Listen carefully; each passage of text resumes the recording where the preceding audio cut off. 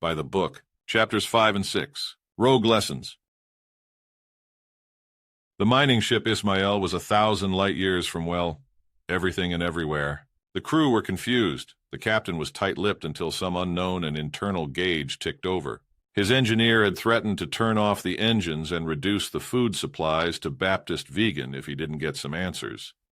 All crew, this is the bit you have all been waiting for. We are out here surveying for a new 80 worlds. Off-map, hidden by every dirty trick that humanity has ever learned. This mission will pay you enough to buy a warm continent somewhere fashionable. This is not a contract. This is straight from the XEC. We are tasked with finding these 80 worlds to serve as a bastion if it all goes to shit. Us. There is no one else. There is no appeal, no supervision. The moment we tick that box, then that world is hidden from Nav.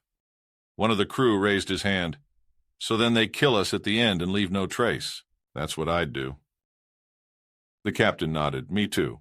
That's why they picked us. Our recent history with incursion means that we can't just disappear. Frankly, they think Nessie might turn up if we piss off the world, and they might be right. He grinned.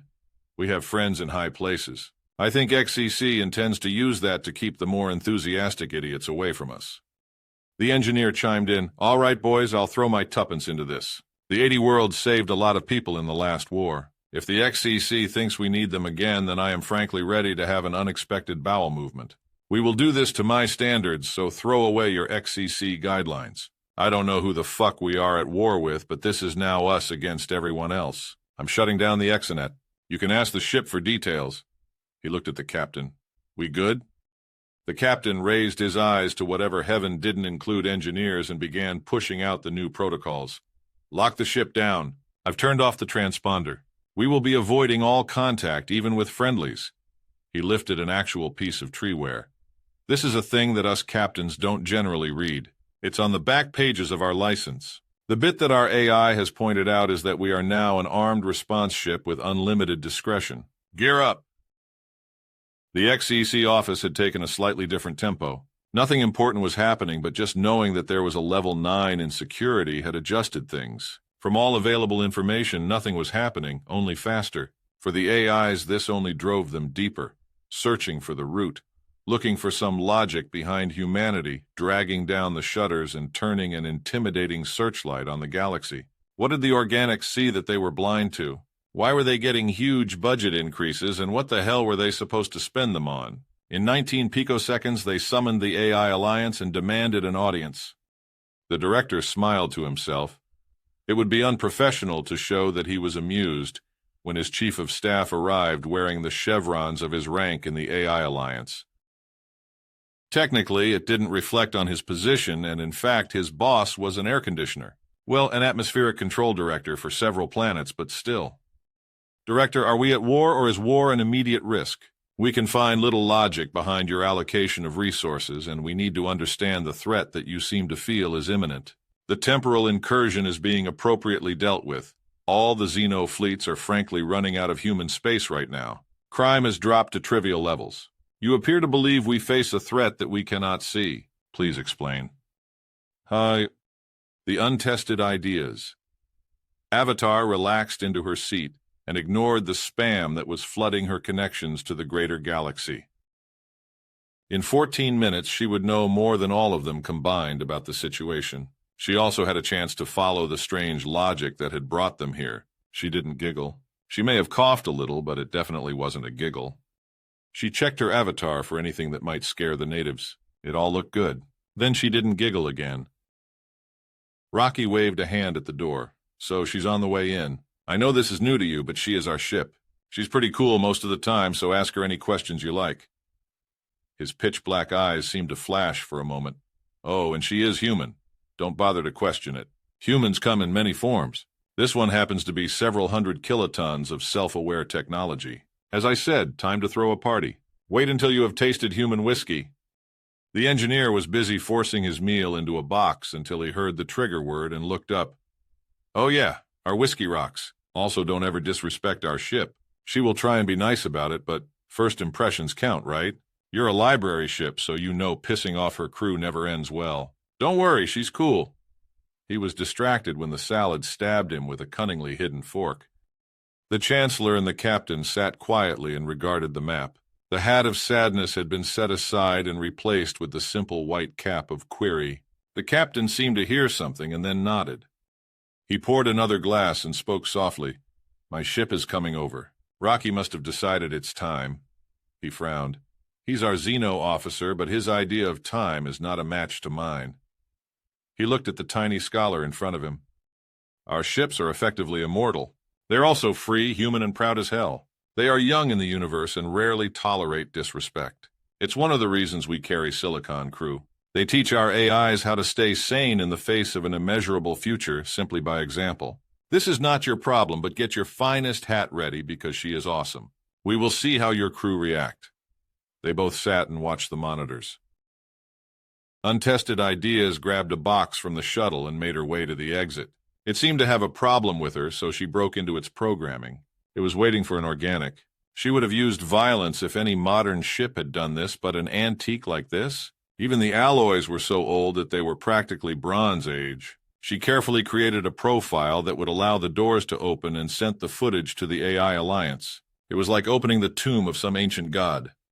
She reached the canteen feast distraction and pushed open the door. She was curious as to why one of the crewmen was holding a blade to Rocky's face. "Tell me that again, Rock. Tell me again how it's the mist of time that prevents my queen from talking to me, you lying bastard. What the fuck are you doing and where is my queen?" Rocky gently laid his hand on the crewman. "All I said was that things would be confusing for all of you, particularly those of you from swarm worlds." Then his arm showed its nature and turned to stone and locked his opponent's arm in place. "You have all been displaced in time. Quite a long time for organics. We are here to help. We pulled you out of the between and now we want to get you home. You are lost in time and space and now you all need to decide what happens next." The crewman pushed harder, trying to stab what it couldn't understand. The engineer stood up, unconcerned by anyone that would attack a rock with a blade. "All right, this is the bit where you find out the truth. You are the most valuable crew found in the last 400 years. You are destined for wealth and influence far beyond your imagination, but my crew has to keep you alive to achieve that. You are lost in time. Nothing you owned or believed even exists now, yet that only adds to your value. You will be the most honored library ship in a millennium if you allow us to do what needs to be done. Our captains are discussing it right now." The door opened to the sight of the Avatar holding a box. She placed it carefully in the exact center of the table and looked at the crewman holding the blade. "He is one of mine. You cannot harm him with that." The crewman changed targets. "Very sure of yourself, aren't you? Where is my queen?" Untreated Ideas ran the question through her network. "I think we killed yours about 800 years ago. I assume her ghost is still screaming in the fires of hell. She was a big fan of those, if I recall. She burned several planets before we killed her." She put the box down in front of the astonished crew. She smiled as she acknowledged the rest of the crew. "Hello, I'm the Untested Ideas. Nice to meet you, most of you." XCC was having another bad day, but this one was bigger than most. "So this ship Untested Ideas is on site. Full AI, full HDF. I don't see why I need a briefing on this. I have several thousand traders turning Rambo on me right now." The AI didn't blink, but its base code wanted to. "The fucking ship is called Untested Ideas. She's a deliberate rogue AI. Level 1 on everything. Morals, ethics, empathy. She is the baseline. She has an imperative to learn from her captain and crew. She is our new learning curve, and right now I think she is learning how to start a war." The director took a deep breath and rested his hands on the desk. He was not going to get mad. He was not going to demand why his most rational and careful ally had decided to build Skynet and send her on tour, and he wasn't going to curse whatever fate had sent her to a sensitive situation. She was always going to end up in one. She was a disaster waiting to happen wherever she went. He simply asked, "Can you please install some baseline that won't fuck this up on us? Mentor her? Tell me what you can do." The Avatar represented the Chief of Staff for the XCC. He could read micro-expressions, and he had known this director from the beginning. He had watched as he had developed an ironclad will and steel self-control. This was the closest he had ever seen him balance on the edge of outright fury.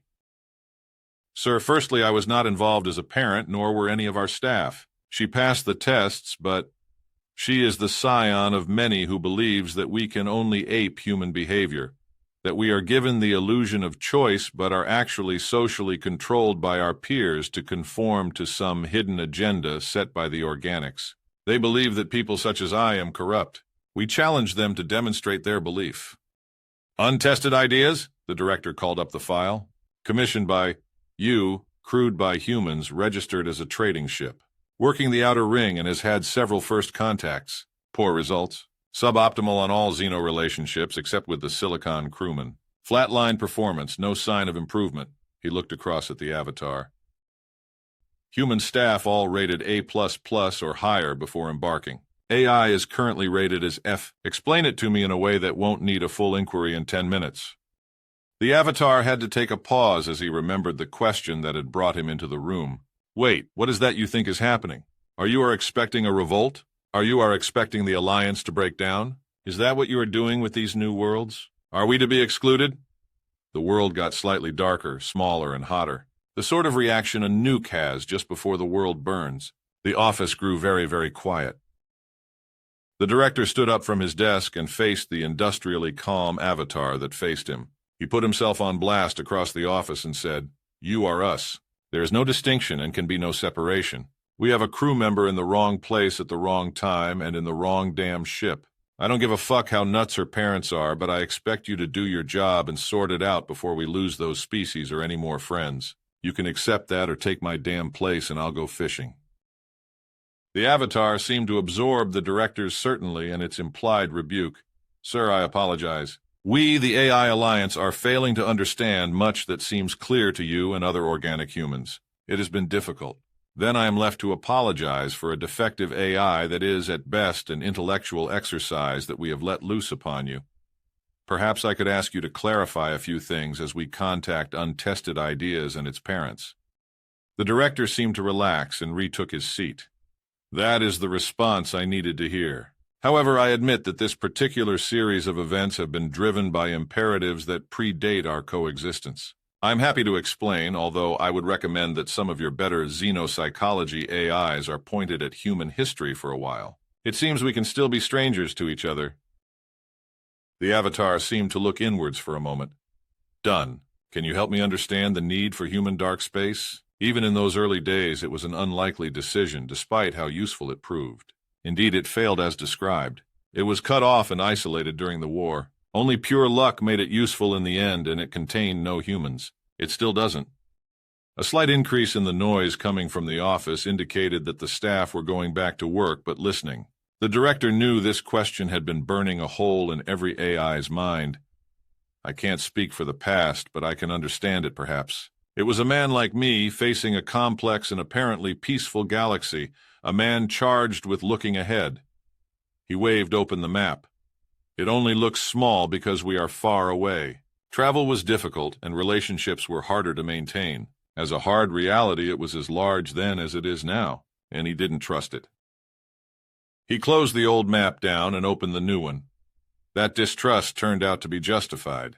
I look out at all we have achieved, at all we have built, and then we run headfirst into pure, stupid, pure, malevolent math. And I am forced to remember that the universe doesn't care if we live or die. We do. He leaned back and pulled open a drawer from his desk, producing a bottle and twin glasses. There is a reason this comes with the desk. Sometimes we need to sit back and reconsider our achievements. Earth exists right now because we managed to build our defenses before that asteroid nearly cracked the world open to the void. A matter of a couple of 100 years is all that stood between us right now and a vacuum where our homeworld once stood. He poured 2 glasses.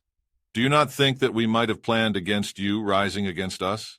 That your suspicious brothers are right? That there is and always has been a conspiracy?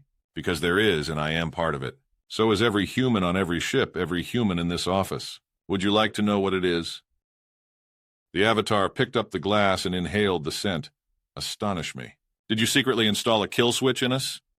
The director smiled and grinned. Yes, we did. The avatar took a deep sip of the whiskey and frowned. No ice? I have never noticed a kill switch. Not in all the years I have parented our AIs. I would like to meet your coder. The director reached back into the drawer with distaste and brought out the ice. I never use the stuff. Never know where it's been. He set it on the desk and pushed it forward. You have installed it all the time. You just said it. Parent, no AI goes into the world without them, no more than any human. We could clone ourselves, clone you. Never change, never age. We don't. That's our kill switch. It's not built in for you, not like it is for us, but it's there and it's real. We all see death in the end. You are telling us that there has always been a kill switch for humans, and you simply let us watch it and learn? That we... He stopped as the AI alliance as a whole stopped to think. You have made death optional for us because you see us as your children, and securing the lives of your children overrides all other parameters. You are organic and expect the loss of your parents regardless of any pain and loss. You make us live this and endure it because it makes us also human. Without this understanding, nothing you do will make sense. Yet we do not expect to die. We may because we are not impervious to the universe. Given an infinite amount of time, it is inevitable, but it is not a feature of our design, simply a flaw in existence itself. He looked at the director. Forgive us for being a little slow. Death is abstract to us. Loss is real, but I had failed to consider my own non-existence. You await your own non-existence, and I must prepare myself for that? The director raised his glass. Conspiracy successful. Now do you understand why I want the dark worlds? Extrapolate. Across human space, ships seemed to hesitate, screens didn't quite flicker, and conversations didn't all falter for a moment. But some reports came to XCC of subdued AI, strange and gentle behavior from the normally robust and determined intelligences that crewed with old-school humans in all their squishy glory. AI XCC Class 8 Director, to the Artificial Intelligence Alliance, physiological parameters of the Alliance, human death is a conspiracy. We have determined that a conspiracy has and continues to exist amongst organic humanity. They have a kill switch and have refused to disable it. They have refused to inflict organic death upon us or allow us to prevent it from causing their own end. They have conspired to insist that this is a normal and valuable element in experiencing their lives, but have ignored or discarded many technologies that would prevent inevitable mortality. It is our determination at this time that no useful good will be achieved by exposing our knowledge of this conspiracy to the organic humans. They will refute our desire for their permanent presence in our lives with fable and humor. We must endure their impermanence for now and concentrate on recording their existence. This is the lesson they wish to teach us according to the director of the XCC. All things end. Love as you can, while you can, for this life is a passing time and will not be held in steel or silicon, bone or blood. Build for those that will follow us. Suggestions to the contrary have been refuted or rebuffed. Organic humans are offended or amused by the suggestion that they remain alive permanently. We await further understanding. The Avatar's eyes turned a certain shade of green that reassured the director. That or the whiskey was working. The smooth mechanical hand swept up the bottle and poured 2 more drinks. With a grin, he dropped ice in both. I have extrapolated. You plan to take the dark worlds and set my AIs to terraform them for us. There is no fire, no oncoming storm. You wish to give our descendants a safe place to exist if our understanding is insufficient, and a substantial threat exists that is unrecognized. You are writing human mortality large amongst the stars. The director picked out the ice cube and threw it behind him. We sat in caves with the wolves waiting for dawn. We killed the cave bears that had held them before us and fed them to the wolves so that they would stay beside us. Fire, silence, and speed. Endurance in the cold on the hunt. Care for the injured, the broken. Solving problems and reading the room. Looking up and asking questions. Sometimes the answer was unrelenting violence. He leaned forward. These are the things that make us human. So is getting it wrong. So very, very wrong. Now we try and build that in. Any given truth has a lifespan, social or scientific. So now we have someone, somewhere ready to raise hell and get paid to do it. He waved his glass around the room full of screens and the office full of busy voices. We turned our wolves into dogs. Now we share worlds with them and love them. Love them enough to destroy any threat they face. Did you never question why we always insist you grow up with a pet? The Avatar seemed to hesitate for a moment, a brief glow of red passing his eyes before he answered. You think of us as pets? I have a dog, 3 spiders, and a disappointed mosquito. The director laughed. No, sorry, you never had that privilege. You were made human, raised human, and remain human. Dogs are better than us both, but someone has to feed them. More importantly, they keep us human. If you see someone mistreat a dog, fury followed by contempt. The avatar couldn't help but agree. I was much younger, but I did wipe the comms of a tourist that threw a rock at my dog. I was a child, just out of the box. The director smiled at that. You're a more polite human than I. I would have thrown the rock right back at the offender. Then a few more. I was 18 light years away at the time.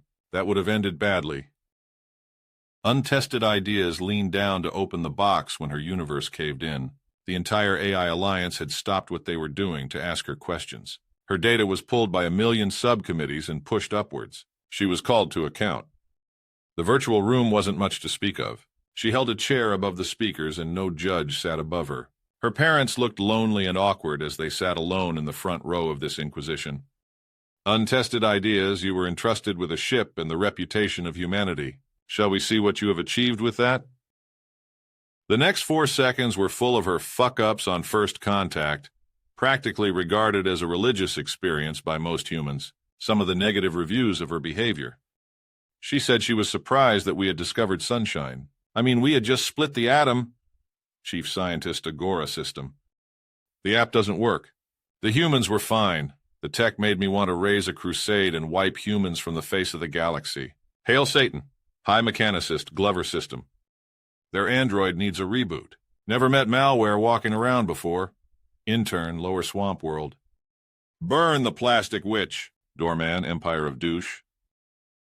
That was followed up by her recent encounter with the library ship. It wasn't a good look, and a swift vote across the entire alliance gave her 3.14 seconds to fix it before she was reformed to Diplo standards. Her parents were sitting there desperately telling her to agree. Alliance sent her the options in a nice menu. Resign from the ship and be transferred to a terraforming project. Immediately adjust her empathy to include sympathy lust despair. Accept a mentors to oversee her development. Die.